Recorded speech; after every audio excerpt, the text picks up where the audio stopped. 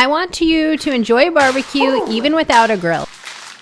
Baby back ribs are one of the easiest ribs to make. We absolutely love to smoke them, but you can get such delicious barbecue flavor by actually roasting them or baking them in your oven.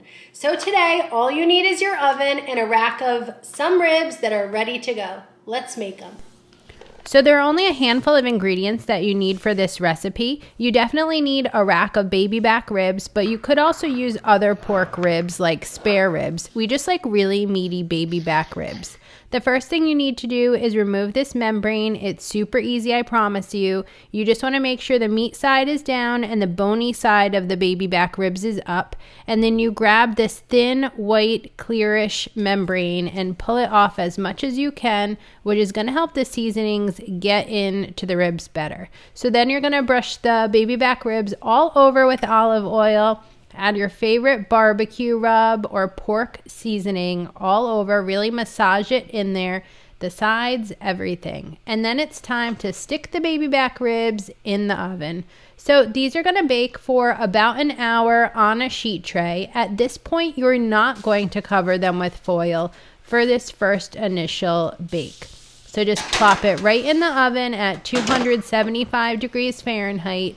Take it out, and that's when some magic happens. So you want to line a couple pieces of foil with some butter, not maple syrup, I'm sorry, barbecue sauce, honey, brown sugar, and that's all going to go on the bottom. You're going to stick the meaty side of the ribs down and wrap up the ribs.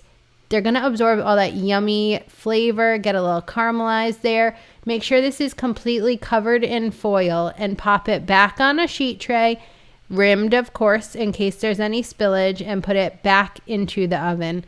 These are going to bake in the oven for about an hour longer until the internal temperature reaches 200 degrees Fahrenheit, about 190 to 200. Then you're going to take them out of the oven.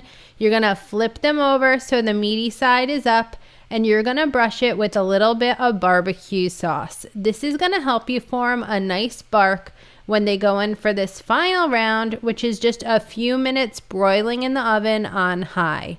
So these are going to be all nice and tender and fall apart on the inside, but I find this method doesn't overcook them. And I mean, barbecue ribs in the oven for just about 2 hours. It's pretty unbelievable, but these are good, perfect for us in the winter or on rainy or snowy days. It does snow in Texas. I don't know why.